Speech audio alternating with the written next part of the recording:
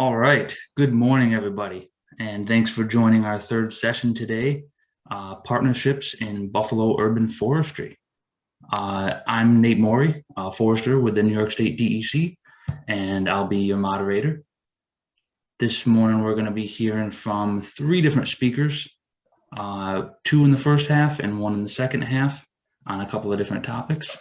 For both of them, as usual, put your questions into the Q&A on Whova, and I will read them off at the end of each of the half sessions. In the first one, we'll be hearing from Sharon Bachman with Cornell Cooperative Extension of Erie County, and from Ross Hassinger, City Forester for the City of Buffalo. And with that, I'll let you guys take over. I'm not sure who wants to go first. Okay, I'll go first. Thank you, Nate. Can you guys hear me and see the slides okay? Great. All right, good morning, everyone. My name is Ross Hassinger, and I am the City Forester in Buffalo, New York. Today, I'll be discussing the City of Buffalo's role with the local tree stewardship program, here known as Community Tree Stewards. Some of the objectives I'll be covering is our local partnerships. Can we go to the next slide? Thank you, Sharon. Is our local partnerships, some background on this program from the City of Buffalo's perspective, and different strategies to keep our volunteers engaged. So this program is made possible through the generous support from the Buffalo Green Fund. The Buffalo Green Fund is aimed at promoting and sponsoring urban beautification and to stimulate the interest of the public. Guidance and program management comes from Cornell Cooperative Extension, Erie County. I've worked closely with Sharon Bachman at Cornell Cooperative, who you will hear from shortly on this program. Sharon has done a wonderful job of bringing this program together and keeping it growing. We've also had a strong partner in the Buffalo Olmsted Parks Conservancy, who donate their use of facilities, park space, and professional staff, and additional support from ReTree Western New York, who have organized a number of volunteer bare root tree plantings. Okay, next slide. Thank you. Some background on the Community Tree Stewards project. The City of Buffalo's collaboration with Cornell Cooperative, Erie County, and others began in 2016. I worked with our planning committee to outline the program and reach out to arborists and educators to help teach the courses. I myself was happy to teach the course on pruning in 2016, which was our first year. Additionally, I worked with New York State DEC, which secured a grant that made it possible for our group to purchase pruning tools and safety gear. So our program closely modeled the City of Syracuse and Cornell Cooperative Extension Erie, or Onondaga's tree stewardship program. They allowed us to use their original publication of their tree care guide, as it met all of our needs. The planning committee for our program decided on a 5-week course taught by local industry professionals. So why form a volunteer tree stewardship program in Buffalo? The City of Buffalo and surrounding communities suffered through a major October snowstorm in 2006. While a lot of the trees were still in leaf, 30,000 trees were lost. So an aggressive tree planting campaign by local municipalities and ReTree Western New York followed thereafter. These trees needed to be maintained with a limited funding and municipal staffing for our urban forest. Volunteers were a clear choice to help us out. The volunteers can focus on smaller trees where really no heavy equipment is needed. This allows our city crews and qualified tree contractors to focus on larger tree care. So the bottom line is our volunteers can get some great learning while making a big dent in our backlog of tree work. So our tree stewardship course schedule is weekly classes in the spring for 5 weeks. We utilize the Parkside Lodge in Delaware Park as our classroom. The format is a combination of indoor class and outdoor hands-on learning. The content covered is tree biology, tree ID, tree maintenance and pests, pruning and safety, and planting and establishment. So the benefits of volunteer pruning. The city of Buffalo has a lot of juvenile trees that need maintenance. We have 18,000 street trees in the size class of 2 to 6 inches DBH, which are perfect for trained volunteers to work on. This size class of tree allows for easier access from the ground to perform structural pruning. As many of you know, pruning trees when they're young is easier and cheaper than mature tree pruning. This structural pruning benefits young trees by developing a strong central leader with evenly spaced branches. These trees will grow to be not as susceptible to mechanical breakage. Ultimately, this is healthier for the tree when smaller pruning wounds are created, when trees are younger and more able to properly put on wood and retard the spread of decay in the tree. So the result is, one, we have a group of trained tree stewards able to assist with organized tree plantings. We get hundreds of trees pruned every year. We get tree stakes removed, and the tree pits get weeded and the mulch gets refreshed. So what can we do to keep our volunteers engaged? A requirement of completing the tree stewardship course is also completing 5 hours of documented field projects. We try to match the tree steward's interests and motivations to the tasks assigned, and continue to offer a variety of work projects to keep them engaged and learning. Rather than just pruning trees, which a lot of our volunteers really take to and enjoy doing, we've offered several field projects that gives the tree stewards options to choose from. Pictured here is a tree giveaway that was a partnership between the National Arbor Day Foundation and New York State DEC.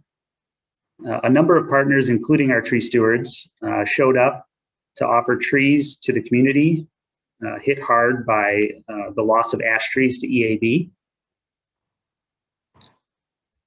So the City of Buffalo is fortunate to partner with the Community Tree Steward Project, as we are no different than other cities struggling to do more with less.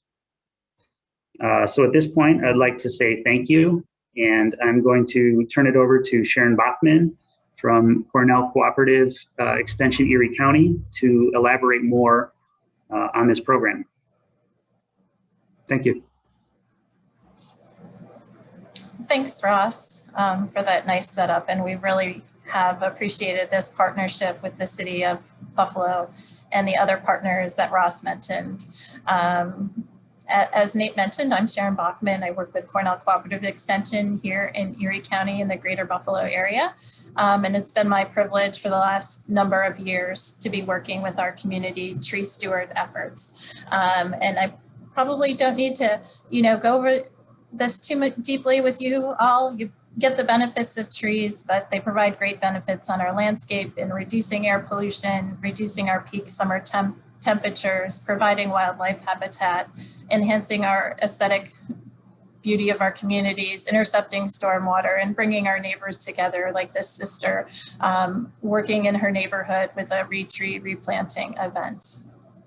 But along with that, our trees are continuously facing threats, man-made and otherwise, and throw in there the weather and 3 inches of rain or a snowstorm, and they definitely need that extra support that a core of community tree stewards can provide to them.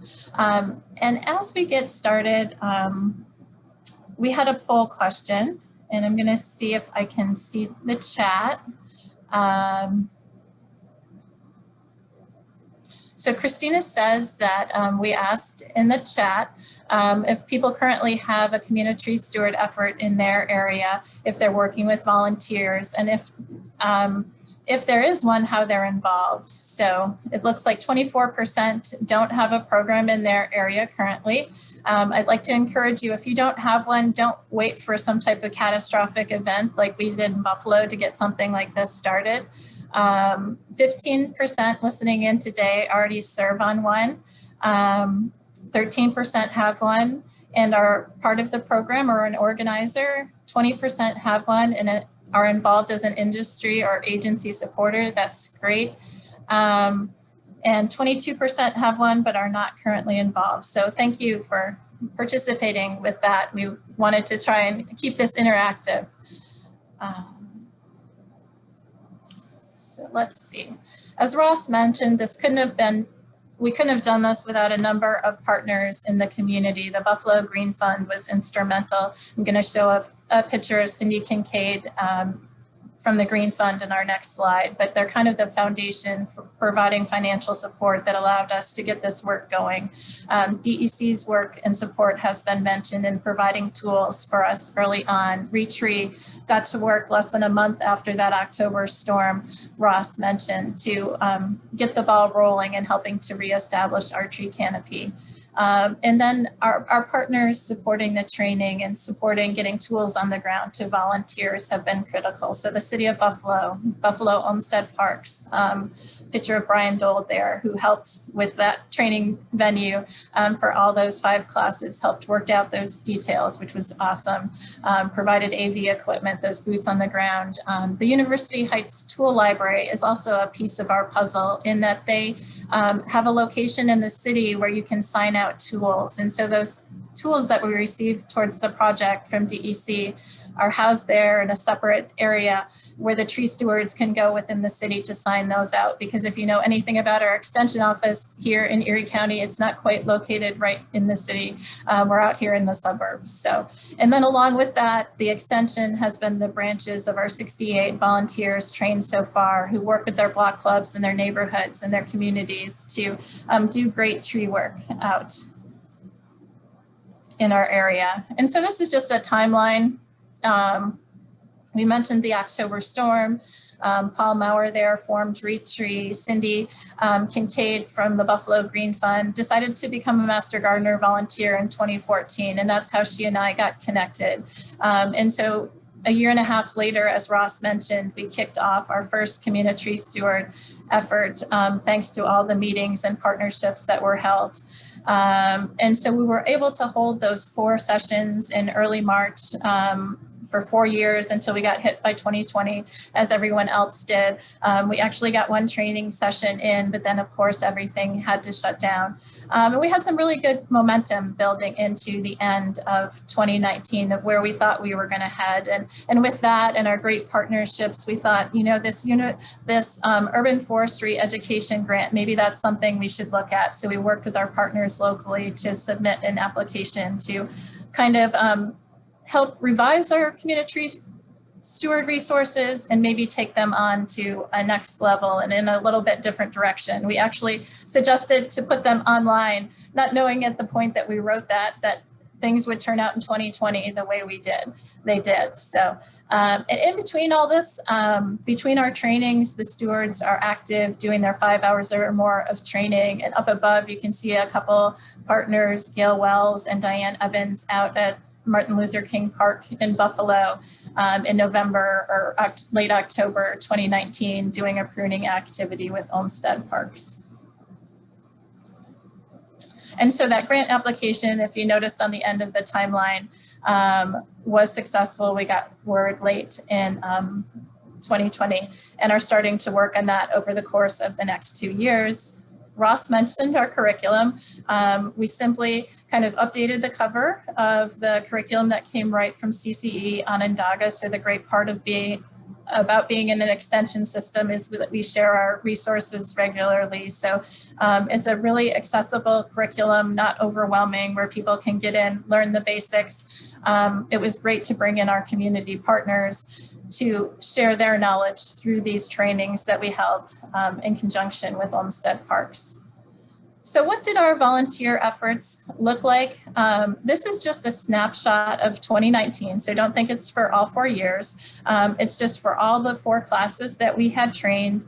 What did their service hours look like? And so there were a total of 358 service hours for the 4 classes. And you can see the one that I circled, the class of 2016, their hours kind of stand up above and beyond everyone else's. And I was kind of looking through Ross's slides, but there was a gentleman we trained in that very first class, his name's John, who just really had a heart for taking care of the trees in our area and became engaged even directly with Ross to look for those volunteer opportunities to work with our local trees. And you can see of the 3 people who put in hours from that class for 2019, together they averaged 75 hours, but my bet is if I pulled out John's form, I'd find that maybe he had the bulk of those, but we got some very engaged people, which is one of the wonderful results of working with volunteers through this program. So you can see out of about half of the people who we trained in 2019 got involved at some level in submitting hours, probably a little below the average that we wanted. We had some difficulty kind of doing some scheduling with some of our partners that year, and I'll highlight that in some of my next steps, where to head from here information. So as I mentioned, we're looking forward to kind of working with the Urban Forestry Education Project with funding through New York State DEC to support our community tree boards and maintaining healthy beneficial tree canopies for their citizens. Our current DEC forestry project will build on the engagement and interest of community members to assist in the care of community trees and provide meaningful volunteer experiences along with the tools and training for these volunteers to succeed. And so it's actually a regional project that we're working on. We're working with Allegheny and Wyoming counties, their CCE offices, so my counterparts, Don Gashevitz and Jeremy Bear. And we're looking forward to working with that. I'll give you a little more details on what that project is going to involve.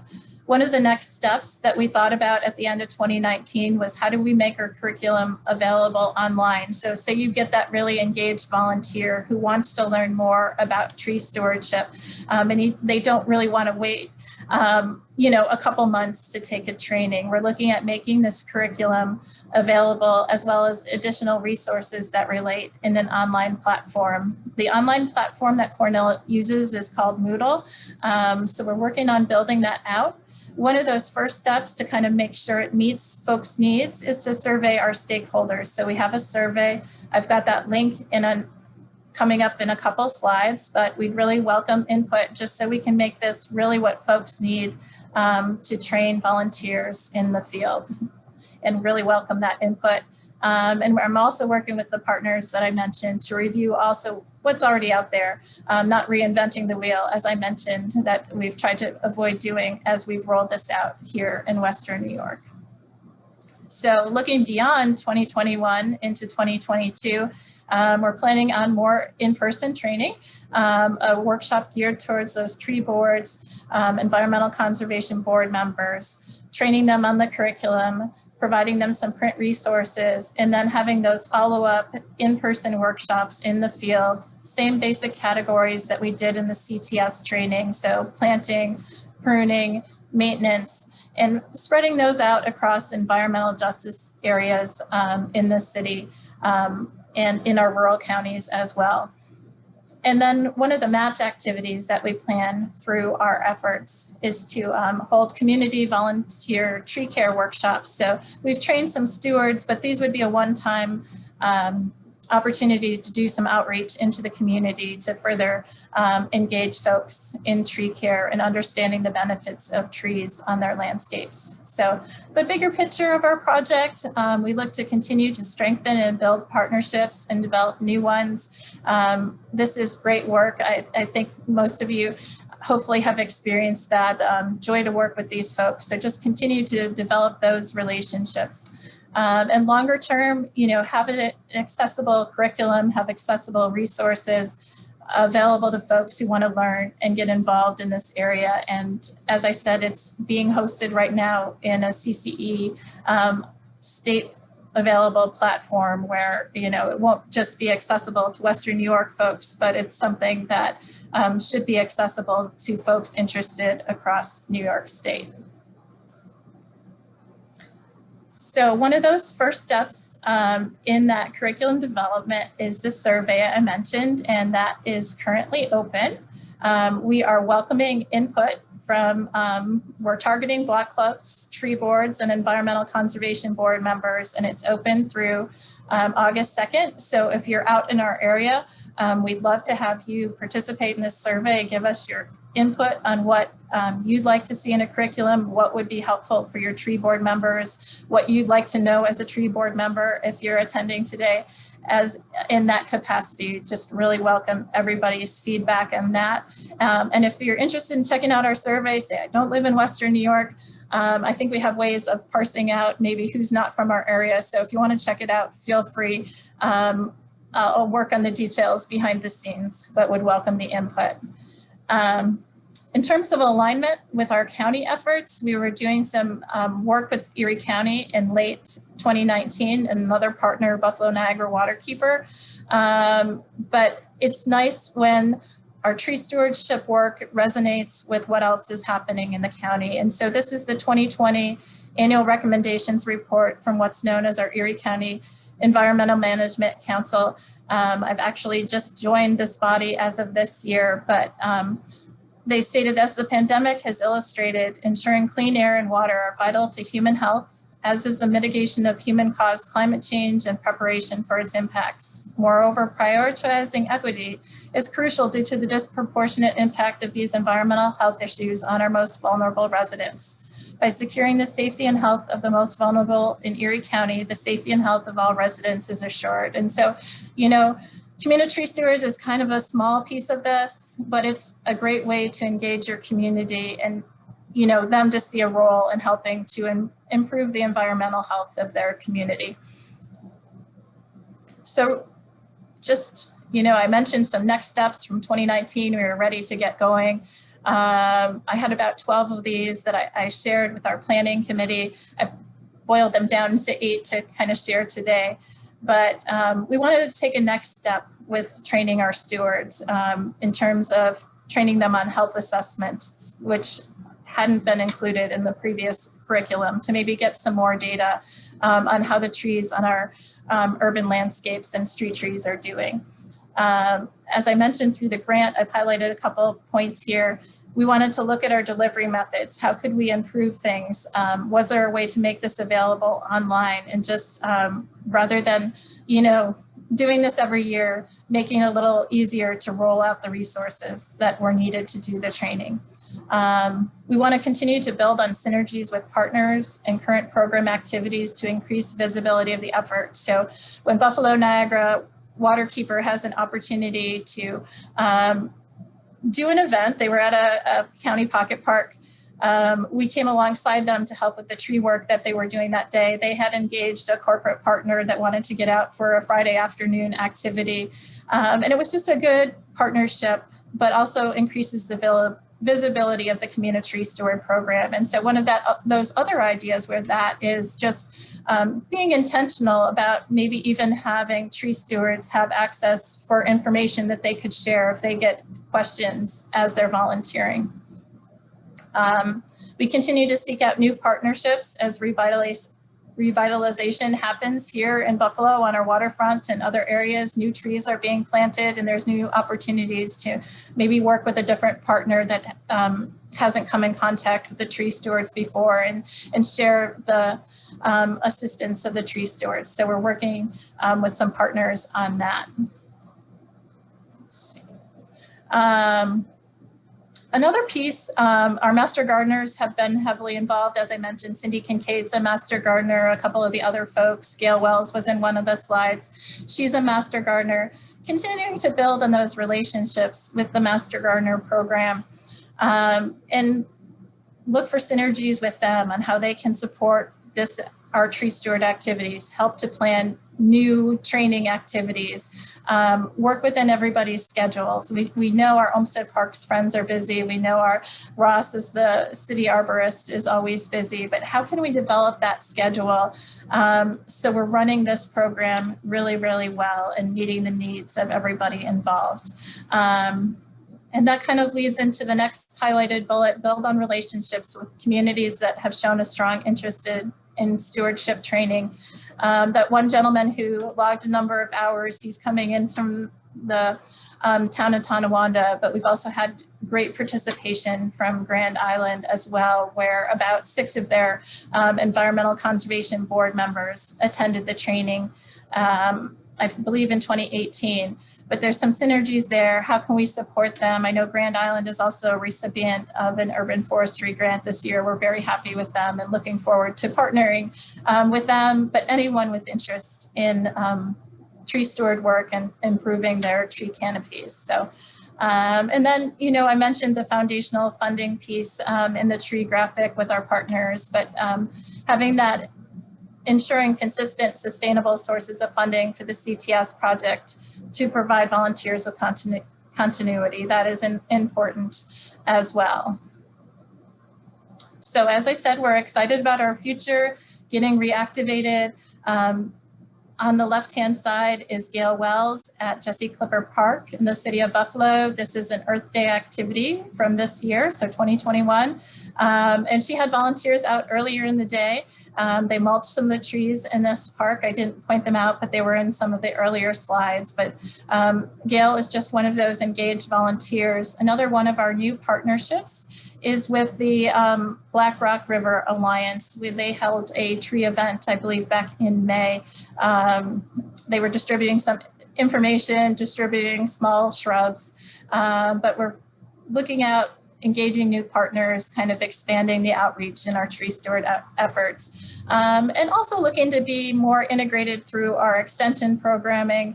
The photo on the right of the young people are on a tour last week in a project that we're working on through Cornell, Seeds of Wisdom, and these young people are also participating in their Mayor's Summer Youth program. So they are on a tour of food system locations in the city of Buffalo, but we're thinking about maybe doing a tree activity in their neighborhood as part of their summer project, just to kind of expose them to the benefits of trees. So excited to partner with my 4-H colleague, Sarah, on that opportunity.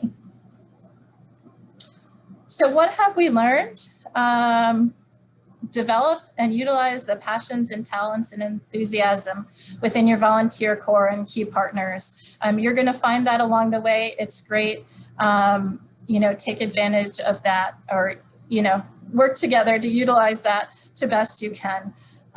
Be willing to invest the time and money it takes across partnerships. Maybe look at the scale.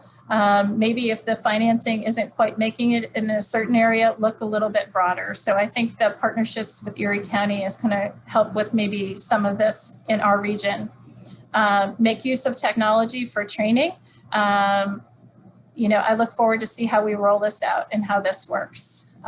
Communication is key, both being intentional among your volunteers, but also among your partners. So have that plan of communicating, thinking about how you're going to engage them each month, even in the off times, just to keep everybody involved and engaged, and you know, coming back to do more great activities as a community tree steward. And plan to measure your results. In the front, I think we all get that if we're doing this, but you know, you want to have that data to share back with your partners, the benefits to the tree canopy in Buffalo and elsewhere. How is this, you know, impacts on our community? and continue to build a diverse and inclusive program. We're thinking about accessibility as we build out that online platform, making sure that anyone who wants this tool can use this tool. So with that, I am going to share just quickly our Equal Program Opportunity Statement for Extension and a link to our Community Tree Steward web pages. You know, I think it's fairly up to date. I spent some time on that last month, but it's definitely a work in progress, and we're getting reactivated. And with that, I think Ross and I did pretty well on staying on time, Nate, and coming up to our question and answer period. So thank you. Yes, thank you guys. Thank you, Sharon and Ross. Perfect timing, actually. Yeah, the Community Tree Steward program sounds great. Definitely seems like it fills a needed gap in maintenance in a lot of communities. So that's excellent, and I look forward to seeing how it progresses in the future. We got some time for some questions here. We definitely have a few of them. The first one we have here: what advice would you give someone who wants to start a community tree steward program in their village or town?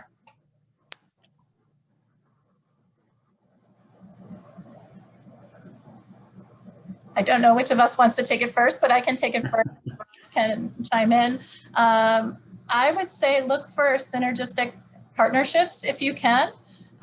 Folks who would be interested in helping you out. And I would say, you know, reaching out to Cooperative Extension and the New York State DEC forestry staff for input is also a great idea. And look to folks who maybe have done something similar nearby who can share resources with you.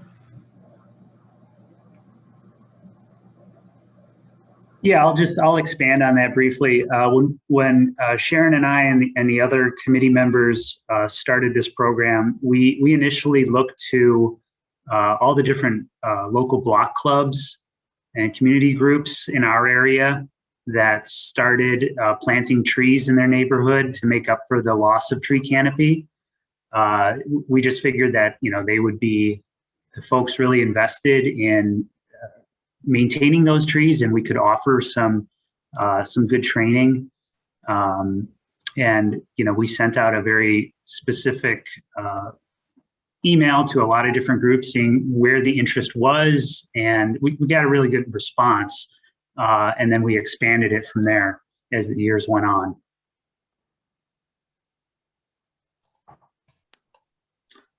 All right, thank you. Yeah, definitely a lot of opportunity for partnerships out there, I think, if you look hard enough. Another question, semi-related, you touched on it a bit already, I think, but have you had trouble finding volunteers for the program? And do you have, if so, do you have means of finding or attracting them?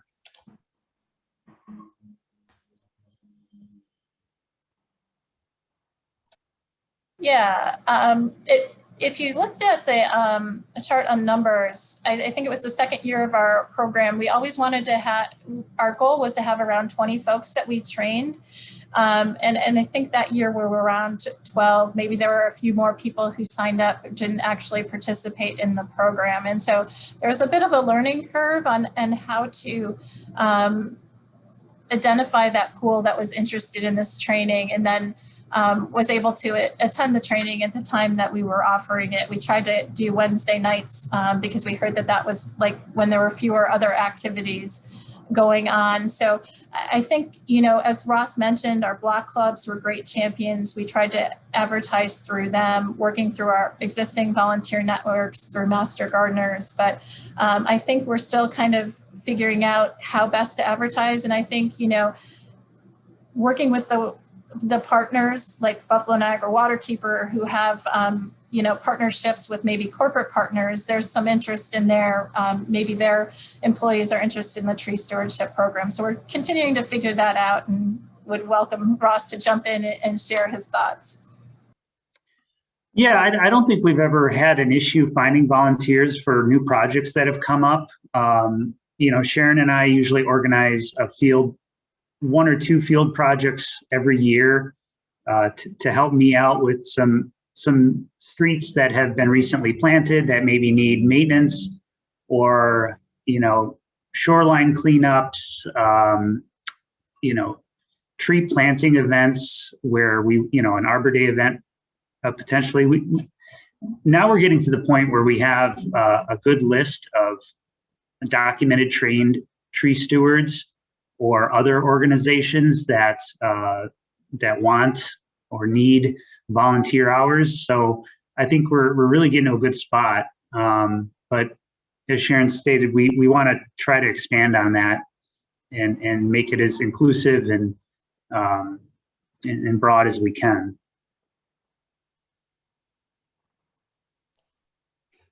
Absolutely. Thank you, guys.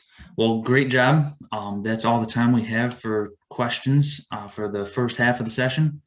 If your question wasn't answered, you can email one of the speakers, either Sharon or Ross, or the Q&A will be available for a while after the event, so that if Ross or Sharon has time, they can come in and chime in a little bit. Transitioning to the next presentation, we're going to be hearing from Greg Robinson of the Buffalo Olmsted Parks Conservancy, and he's going to be telling us about managing an urban forest in public-private partnerships. And whenever you're ready, Greg, go ahead and take it away. Great, thanks, Nate. Good morning, everyone. Yes, again, the topic of managing an urban forest and private-public partnership.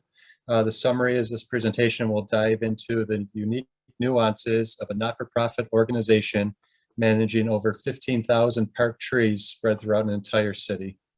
Closer look at the relationship between the Buffalo Olmsted Parks Conservancy and the City of Buffalo will show successful collaboration on master planning, restoration, and management practices, while highlighting the additional funding resources that a not-for-profit can bring to the table, including grant opportunities and corporate sponsorships.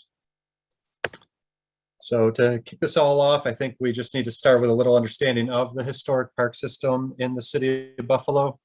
In 1868, Frederick Law Olmsted came to Buffalo, fresh off of his recent successes designing and constructing Central Park in Manhattan. At that time, the City of Buffalo leadership had invited them out, said, Buffalo is bustling. We need our own Central Park. Please come help us design our own.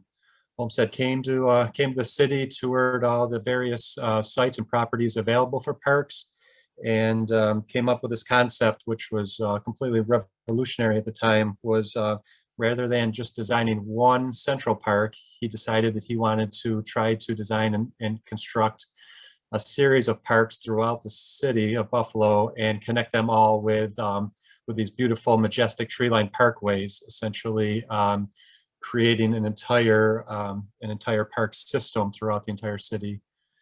Never been done before, but he was quite successful. And as folks know, that model had been carried on over the years in many other cities, both by him and others. So what the park system looks like today, on the left-hand side of the screen here, you can see what we have. The park system is currently 850 acres, consists of 6 parks, 7 parkways, and 8 traffic circles. Up in North Buffalo, there is Riverside Park. In northern Buffalo is our largest park, Delaware Park. On the waterfront is Front Park. There's Martin Luther King Jr. Park, and then down in South Buffalo, Cazenovia and South Park. All this parkland, I should note, is City of Buffalo owned properties. The next slide here, how it all started. So this is basically how the Conservancy started. By the early 1970s, I think fairly common nationwide, but there were several park systems that were suffering from neglect and just general deferred maintenance. Specific to us in Buffalo, luckily this time coincided with Olmsted's 150th birthday in 1972, And this really ignited national interest in understanding the importance of these Olmsted landscapes, and most importantly, the having communities understand what, and cities understand what they have, and the importance of preserving these landscapes. What that meant to the Conservancy itself, we essentially started in 1973.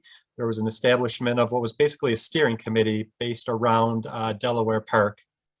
At that time, it was mostly an advocacy group. They would go through the parks and do some cleanup, but it was more of, again, of a steering committee role. By 1978, this group had spread, and they organized as what was then called the Buffalo Friends of the Olmsted Parks. This took the organization, or this group of folks from a steering committee focused on Delaware Park to really looking system-wide.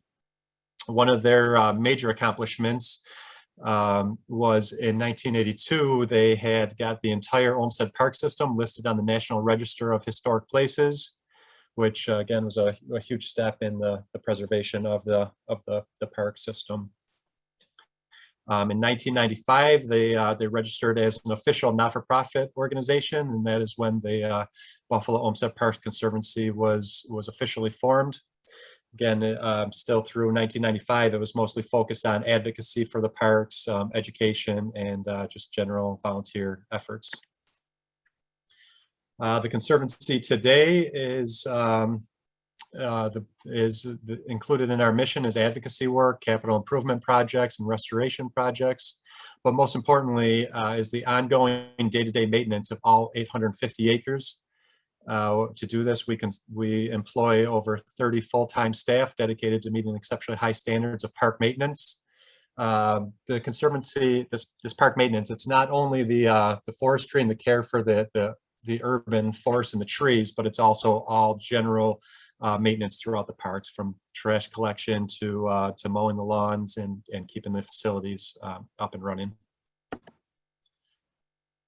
Some kind of facts and figures on a little bit about the parks today. They mentioned the acreage. We're at over 850 acres of public green space cared for and maintained by the Conservancy. Each year we welcome over 2,100 volunteers into the system to help with a variety of projects, from focusing on small landscapes, whether it's removing invasive species or helping spread mulch. But also what we kind of try to focus on is finding repeat volunteers that can come back on a routine basis and just kind of take over sort of an ownership quality of the parks. We target individuals, families, and also lots of corporate groups. The trees in the park system, again, there's over 15,000 of them. It's a huge undertaking, and it is all maintained by our staff of our forestry department, staff of 3. We'll get into that a little bit more later. Flowers, each year there's a large greenhouse complex located in Martin Luther King Jr. Park. Each year we grow over 18,000 annuals and perennials that start in the greenhouse and find their way into the park system. The next one here, the Guinness World Records broken. So we are a not-for-profit and do have time for some fun stuff every now and again. A few years ago, we had initiated a task to break the Guinness Book of World Records for the longest line of pink flamingos, those kind of lawn yard ornaments that you see in the landscape from time to time. We broke the Guinness record for the longest of those. We saw those one morning out in a parkway from beak to tail, I guess. We also host all kinds of recreation. There's 36 sports fields, basketball courts, tennis courts, golf courses, picnic shelters, playgrounds, pools, and splash pads. Then the Conservancy, we do employ, we've got those 30 full-time staff, but in the summer we swell to over 100 full-time and seasonal employees. Those 70 seasonal employees do all kinds of park maintenance, as well as help run our golf courses. One of the things that we just launched in the during the pandemic, and that I'm particularly proud of, is we had partnered with a local organization, the Buffalo Center of Arts and Technology, to launch a workforce training class in landscape management. Essentially, this was a several-month class that interested individuals joined. They were trained throughout the winter months, and then this spring they segued. We were able to give them a paid internship in the park, and then helped many of them. We were able to offer seasonal positions. So we are essentially partnering with them to just establish that pipeline of trained, educated seasonal labor, which is a huge help, and we hope to expand on this year after year. Again, just developing our own pipeline to labor resources. The next couple of slides, I just wanted to kind of give folks, if you aren't from Buffalo or haven't been to Buffalo, a feel for some of our landscapes. On the left-hand side of your screen is Bidwell Parkway throughout the 4 seasons of the year. And on the right-hand side are photos of Chapin and Lincoln. Again, this is really the crux of this revolutionary, at the time, the revolutionary design of Olmsted is essentially you would be walking through these landscapes as you travel from Front Park to Delaware Park to Martin Luther King Jr. Park. And a lot of these beautiful parkways are still in existence today and are maintained by the Conservancy. Again, these are just some of the landscapes in the park system. These are a couple of the more high-profile landscapes. In the upper left-hand corner in Delaware Park, there's Ivy Bridge, and this is just another shining example of a key of Olmsted's design philosophy, is just kind of the separation of different modes of transportation. And also how in his designs he was just really great at creating these spaces that are within a very urban context, but make you feel as if you're connecting with nature in the space. You truly don't realize that less than 100 yards away is our residential homes in the middle of the city of Buffalo. Some of the other images are from Hoyt Lake and Mirror Lake. The upper right-hand corner is just a view over Hoyt Lake in Delaware Park.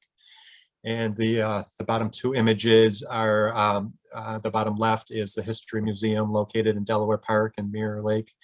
And then an image of the Japanese garden. Each year, that landscape is full of cherry trees, and we have a beautiful cherry blossom and a festival around that. So that's a photo from the Cherry Blossom Festival in Delaware Park.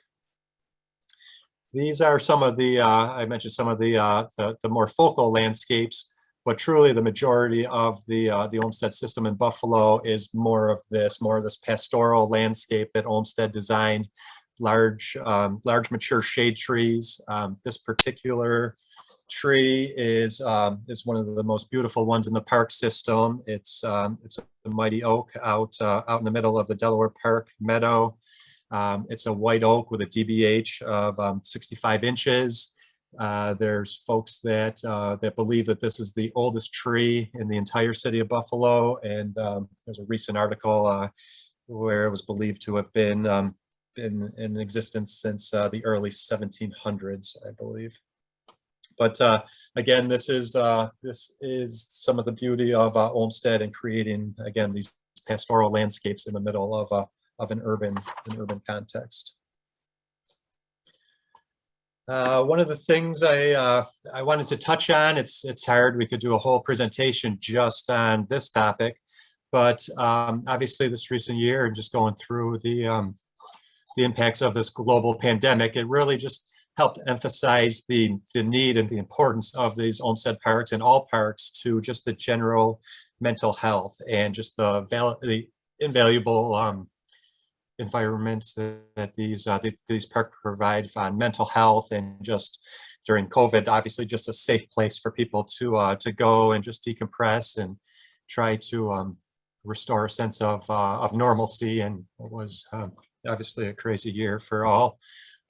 In Buffalo specifically, in our Olmsted parks, we found a park usage increase of 40% in the last year, which is just kind of overwhelming to think, because some of these numbers down below that we'll touch on, these were our typical numbers prior to 2020. But in normal years, we had we hosted over 900,000 park users, almost 53,000 rounds of golf on our 3 golf courses, 20,000 boat rides, and then obviously play dates, athletic games, weddings and reunions. The park system hosts all kinds of events and festivals, walks and runs. All of this is to, so it's a little bit, I guess, about the parks, or hopefully just a general overview of the park system and how it's used. Now I want to dive into a little bit about our public-private partnership with the City of Buffalo and the role the Conservancy plays in that.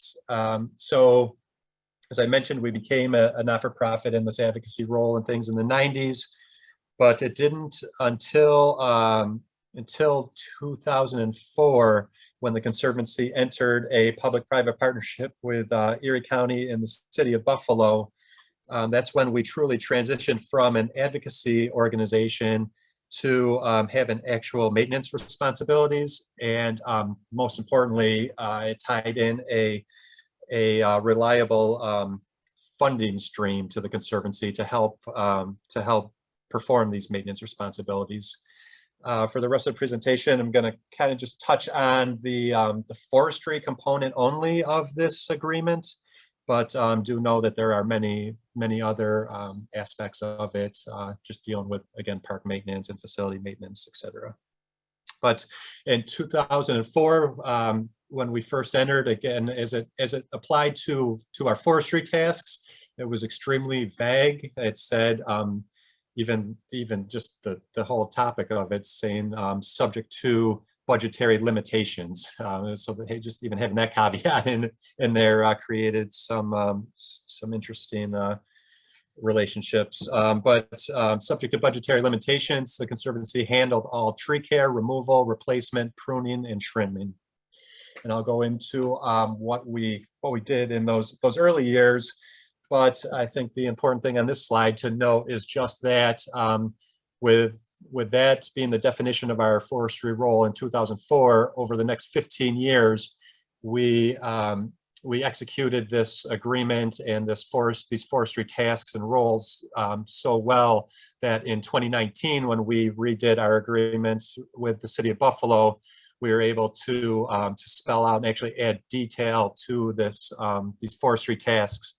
Our current agreement that was just redone in 19 now lists our forestry responsibilities as perform maintenance in coordination or in accordance with a prioritized work plan agreed upon in coordination with the City of Buffalo forester, to include hazard pruning and removals, invasive species EAB management, general tree work, and annual maintain and update of the digital tree inventory. And I'll touch base on all of those things soon, but I think the most important thing in this agreement and with any partnership, especially in our relationship, not-for-profit partnering with the City of Buffalo, are those words, coordination with City of Buffalo Forester. Ross Hassinger, who's on this, obviously a lot of you folks are aware with him, but the communication that he and I have and that he has with our forestry team is absolutely paramount in making this whole thing work. We work together as true partners, and without the level of communication and trust in one another that we've built over the years and that we have, none of this, well, this would be much more challenging to actually execute. Also added on the bottom of this, and just touch base about how important this funding stream is. The Conservancy has an annual budget, the overall annual budget of roughly $4.5 million. Each year, our City of Buffalo maintenance agreement funds approximately 1/3 of that, and then the 2/3 of that is really on the Conservancy, our development team, and our fundraising arm to raise that 2/3 of our operating budget to fill the void to be able to maintain and keep the level of standards and excellence that the Conservancy has become reputable. uphold. I would say of this overall annual budget, right around 200,000 of that is assigned to the forestry department, the forestry tasks. That covers salary, equipment, supplies, things of that nature. It does vary from year to year, as I touch on our emerald ash borer management.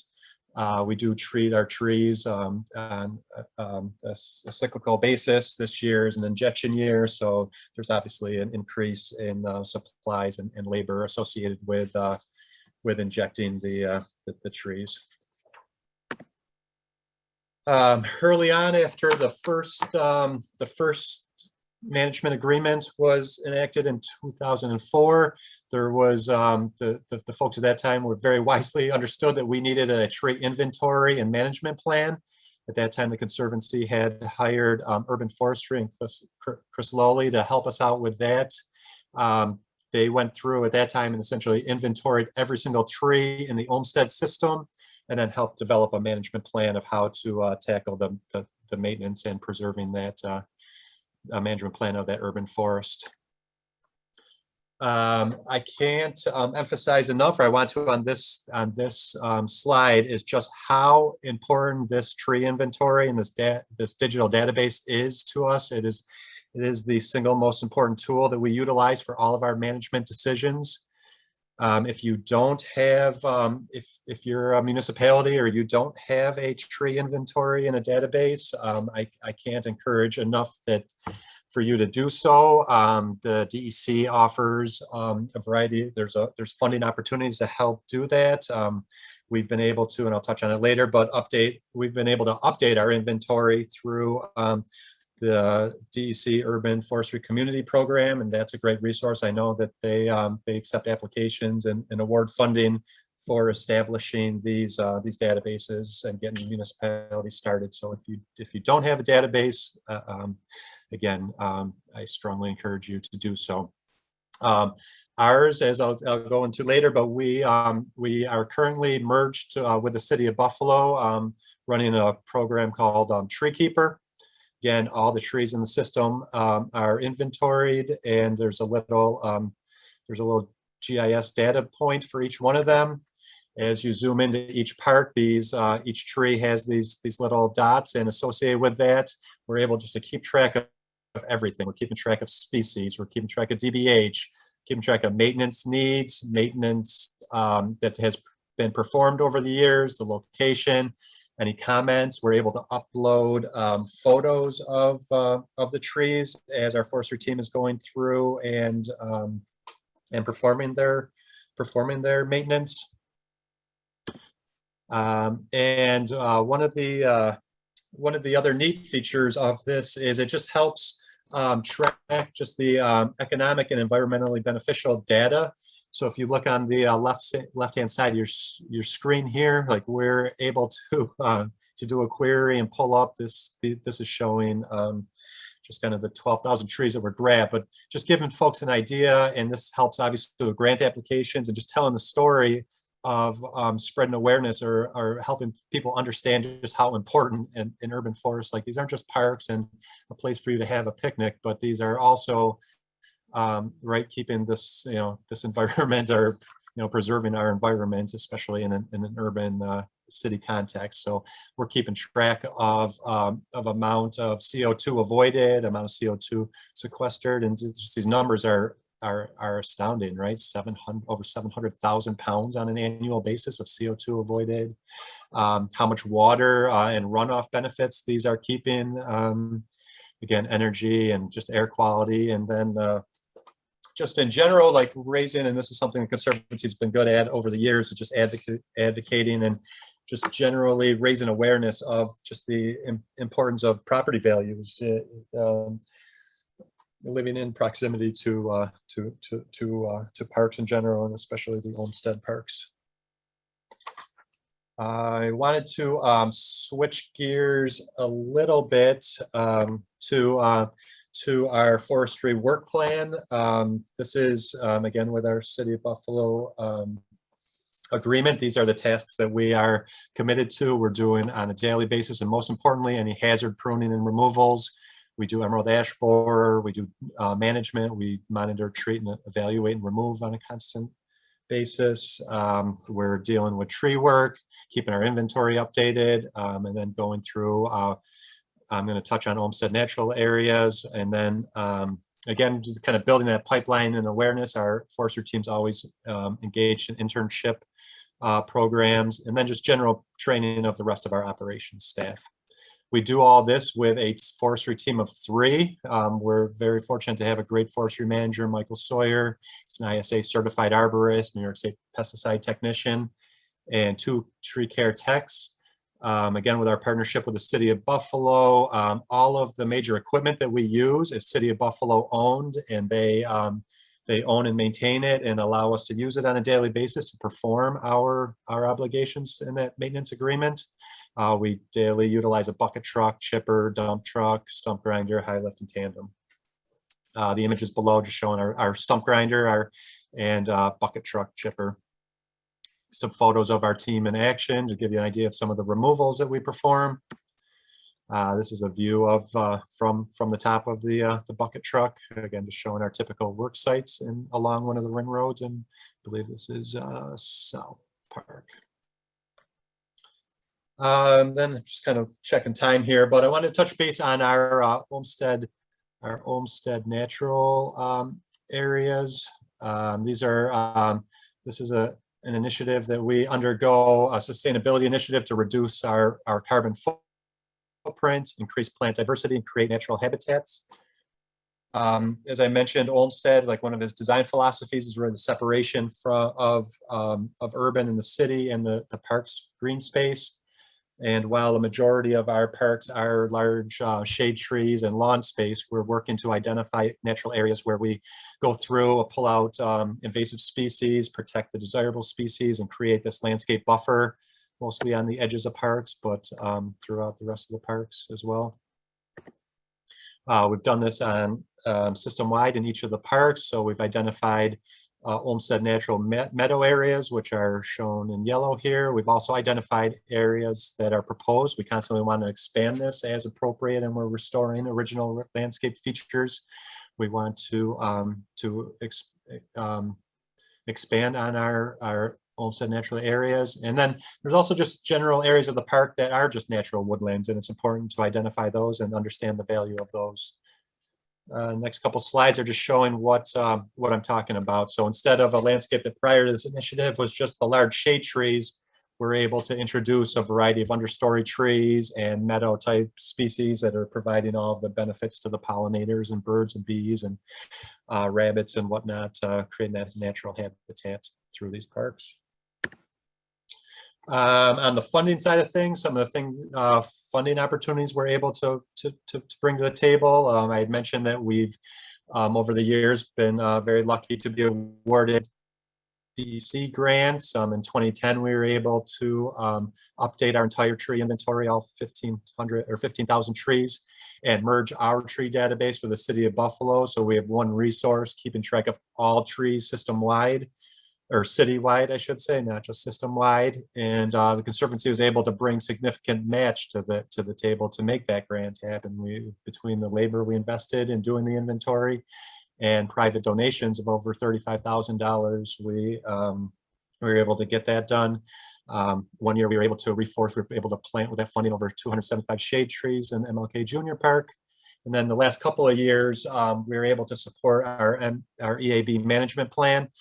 We are doing all the injections of the over 150 trees that were high-profile trees we're trying to protect. We do the injections ourselves, but the ones we couldn't protect, especially the extremely large DBH ones, we hire that out to local tree care companies to perform those removals for us. We also are very involved in corporate sponsorships. Delaware North Corporation, a local company that has helped come to the table and provide year after year funding to sustain our forestry department. And then at the bottom here is just programming sponsorship. We're able to reach out to local organizations, and I just wanted the next couple slides briefly just touch on what that looks like. So funded and presented by Univera, we were able to come through and do these tree scavenger hunts in Delaware Park and South Park. And what that looks like is it's essentially just a map fold out of identifying key focal trees in the landscape. The idea is that this will bring people into the park, bring new people into the park, but also just raise awareness of these beautiful tree specimens that we have through the park. So it's introducing people to the trees. This is a short walk around Hoyt Lake, but we're showing folks 13 different tree species that they might not have been aware of if they were just walking through the park on their own. This we launched a couple of years last year, I guess, and it was so successful that we expanded it to South Park this year. And again, one lap around South Park, and we're introducing folks to trees, that aren't, wouldn't jump out, or people wouldn't know what they are necessarily without the scavenger hunt, right? Like persimmons and these weeping European beeches, and et cetera, et cetera. The other thing that we're constantly doing, balancing our forestry and our day-to-day maintenance, is we always have our eye on the larger restoration of the parks. We just recently went through updating our overall system-wide master plan with a 5-year capital improvement plan. From that, one of the larger projects, especially forestry and arboriculture related, that came out of that was a community desire to restore South Park to the Arboretum. One of the unique things we had is Olmsted did design South Park to be an arboretum. He didn't design many arboretums, even countrywide. So we are embarking in an initiative to restore South Park to the Arboretum as Olmsted envisioned. We're currently just in phase 1 of that, which involves just the pruning, the hazard pruning, and just general tree care of the existing over 1,200 trees. But as we proceed through we have developed a multi-phase approach. Each phase varies between $500,000 and over $1 million worth of improvements to embark in getting us back to that Olmsted designed landscape in South Park. So with that, I've been watching my watch here. I feel like I'm pretty close to the question and answer portion. Hopefully that is accurate. Nate, and are we at a place to answer any questions? I know I covered a lot and just barely touched on a ton of things. So. Yeah, thank you, Greg. That was excellent. Very educational. Definitely a park system with a lot of history, and I think a success story in public-private partnerships. So thank you for that. We do have a few questions here and a few minutes to try to answer them. One gentleman says, it appears from the map, talking about the Tree Keeper software, I believe, that the tree inventory captures more landscaped areas, but perhaps not more forested natural areas. It's unclear as if those are part of the Olmsted Parks. Is that correct? And if so, are forested natural areas monitored and cared for by the Conservancy as a distinct part of the urban forest? Yeah, so I did touch on that a little bit. Some of the more natural woodland areas, we did not go through and inventory every tree in there. I think mostly just due to the density of that, but also that is an area that's constantly a maintenance challenge, just fighting back invasive species. So on that particular slide, the area that you mentioned is within South Park, but it's an area that's called the North Woods that was never fully developed and was full of ash trees. So as emerald ash borer, we didn't protect those, it kind of came through. So is within the park, but every tree in there is not going to be inventoried until we have a sustainable management plan for that. Okay. What does the future of Olmsted Park system look like? Is there opportunity for growth? Yeah, so the future, I mean, is really endless, right? Like our mission is never, overall as the Conservancy, is never going to be realized until we fully restore this park system to in Olmsted's vision. So the tasks are never ending. Our overall master plan is we're scratching the surface and trying to keep these restoration projects prioritized in 5-year increments, but there's over $500 million worth of restoration targeted as our master plan. And we just, take one bite at a time. But in the meantime, we just, work to do the best we can with these restoration projects while honoring our maintenance agreement with the city of Buffalo. Excellent. Maybe time for one more quick one here. We have, where did it just go? There was a question about when you have to take down dead and dying trees, especially in the case of ash and things, how do you maintain the historic nature of the parks when you're planning for future plantings and adjustments like that? Yeah, so that's really where this the tree database comes into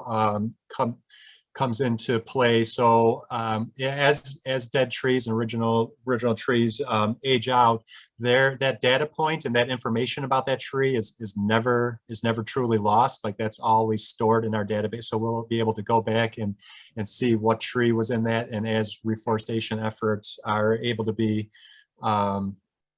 implemented, we're able to kind of look back at that information. It is a constant kind of public outreach effort or awareness that we're not removing trees because we want to. They are, they are dying either due to old age or due to infestations of in this case, ash trees case, emerald ash borer.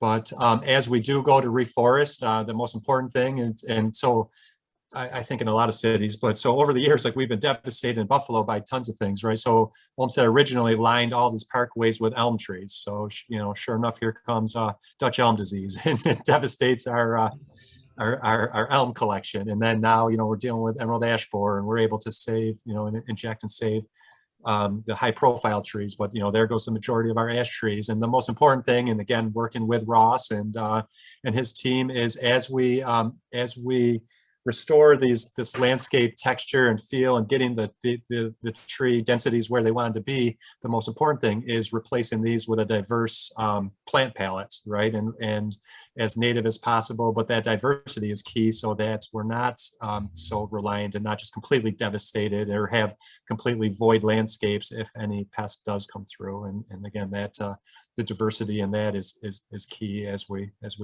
restore our plants, our trees. Certainly. Well, thank you so much again, Greg. That was an excellent presentation. That's all the time we have for questions now. Coming up next, we got there is a video session available to folks if they want to have the opportunity to chat and share ideas during the lunch hour here. But otherwise, either way, whether you do or not, be sure to tune back in at 1 o'clock for our next session. Thank you, everybody.